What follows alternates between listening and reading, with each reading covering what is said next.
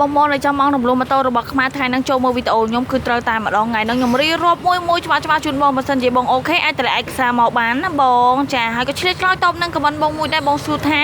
អូរីបងមួយខែ$40បងប្រហែលខែដាច់ចាសម្រាប់អូរីបងមួយខែ$40មានរយៈពេល5ឆ្នាំបងអាចរើឆ្នាំបានណាបងឆ្លាញ់1ឆ្នាំយក2ឆ្នាំឆ្លាញ់3ឆ្នាំយក3ឆ្នាំបានចាហើយប្រភេទអូតូដែលយើងកំពុងបង្ហាញនេះបងរំលោះ$50ទៅ$60មានរយៈពេល5ឆ្នាំដូចគ្នាបងអាចរើឆ្នាំបានណាបងចាអញ្ចឹងបើសិនជាបងនេះត្រូវការម៉ូតូរបស់ខ្មែរឯកសារបងរំលោះមិនថាស៊ីថ្ងៃស៊ីខែ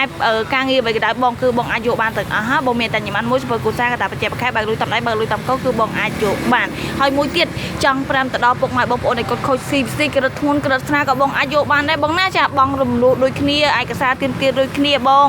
អាចមកបងរំលោះជាមួយនឹងម៉ូតូរបស់ខ្មែរបានកតោថែម20មុខបានការធានាលើម៉ាស៊ីន10ឆ្នាំបានលុយចាំ1000ទៅផ្ទះវិញទៀតណាបងសំខាន់ស្លាកលេខដែលឈ្មោះបងជាម្ចាស់ទី1អញ្ចឹងចង់ដឹងព័ត៌មានកាន់តែលម្អិតកាន់តែច្បាស់ជាងនឹងអាចទាក់ទងមករក Telegram ហាម៉ូតូលលយតាមពេញលេខទូរស័ព្ទខាងក្រៅបានមានគ្រប់សេវាកម្ម